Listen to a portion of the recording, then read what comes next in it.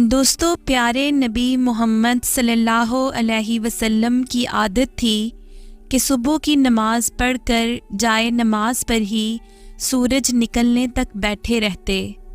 کبھی تو حاضرین اپنے حالات اور جاہلیت کے زمانہ کی باتیں سناتے اور کبھی آپ صلی اللہ علیہ وسلم خود لوگوں سے پوچھا کرتے کہ اگر تم میں سے کسی نے کوئی خواب دیکھا ہے تو بیان کرے۔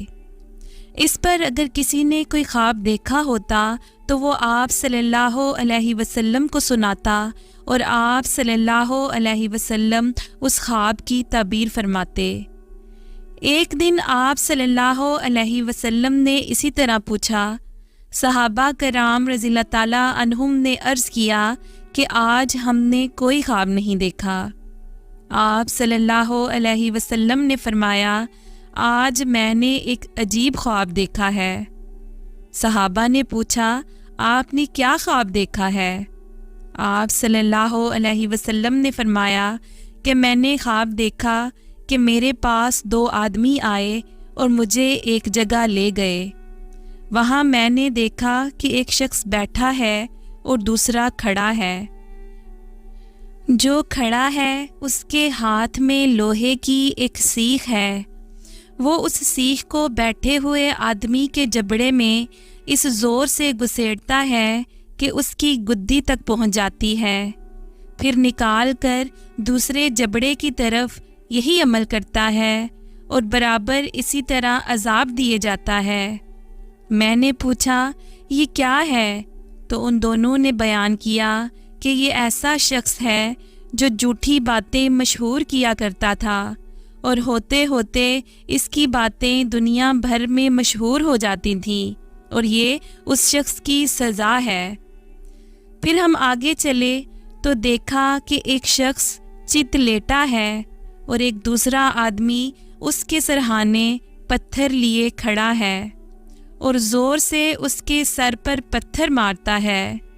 جب پتھر لڑک کر پرے جا پڑتا ہے تو وہ مارنے والا پھر اسے اٹھا کر لاتا ہے اور جب تک وہ آئے اس شخص کے سر کا زخم اچھا ہو جاتا ہے۔ واپس آ کر پھر وہ اسے پہلی طرح سر پر پتھر مارتا ہے۔ غرض اسی طرح ہوتا رہتا ہے۔ میں نے پوچھا، یہ کیا ہے؟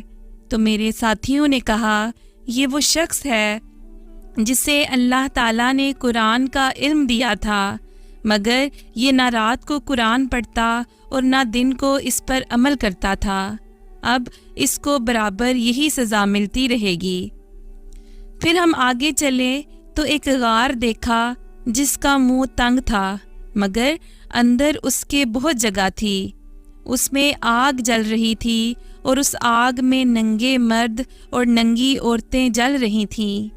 جب آگ زور سے بھڑکتی تو وہ لوگ اس کے شعلوں کے ساتھ اچھلتے تھے۔ میں نے پوچھا، یہ کون لوگ ہیں؟ تو مجھے بتایا گیا کہ یہ بدکار لوگ ہیں۔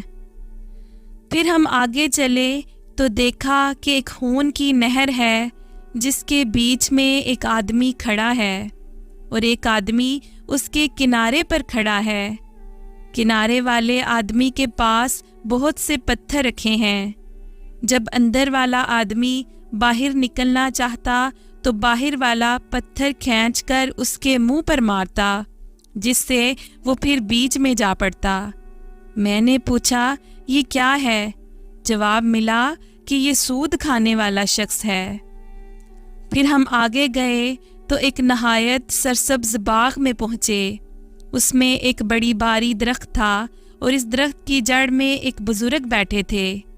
ان کے گرد بہت سے بچے تھے اور درخت کے پاس ہی بیٹھا ہوا ایک اور شخص آگ دہکا رہا تھا۔ میں نے پوچھا کہ یہ کون ہے؟ جواب ملا کہ یہ بزرگ حضرت ابراہیم علیہ السلام ہیں اور بچے جو ان کے گرد ہیں یہ وہ بچے ہیں جو چھوٹی عمر میں معصوم مر گئے ہیں، اور یہ جو شخص آگ دہکا رہا ہے یہ دوزخ کا داروغہ مالک نام ہے۔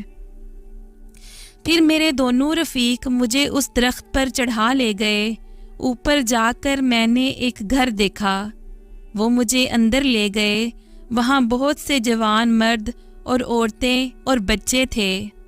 پھر اس گھر سے نکل کر مجھے درخت کی دوسری شاخ پر لے گئے۔ وہاں بھی ایک گھر تھا اور بہت شاندار اور خوبصورت تھا، اور اس میں بہت سے بوڑھے اور جوان تھے۔ میں نے پوچھا، یہ گھر کیسے ہیں؟ میرے ساتھیوں نے کہا، پہلا گھر تو عام جنتیوں کا ہے اور دوسرا شہیدوں کا۔ پھر میں نے پوچھا کہ تم دونوں کون شخص ہو؟ انہوں نے کہا، ہم جبرائیل اور میکائیل ہیں۔ اور انہوں نے کہا کہ ذرا اپنا سر اٹھا کر دیکھیے۔ تو میں نے دیکھا کہ بادل کی طرح اوپر کوئی چیز ہے۔ میں نے کہا، یہ کیا ہے؟ انہوں نے کہا، یہ آپ کا گھر ہے۔ میں نے کہا، ذرا مجھے اس کے اندر تو لے چلو۔ انہوں نے کہا، ابھی آپ کی زندگی کچھ باقی ہے، اگر باقی نہ ہوتی تو آپ اسے دیکھ لیتے۔ پیارے دوستو، اگر آپ کو ہماری آج کی ویڈیو پسند آئی ہو تو ہمارے چینل کو ضرور سبسکرائب کریں اور لائک اور شیئر کرنا نہ بھولیں۔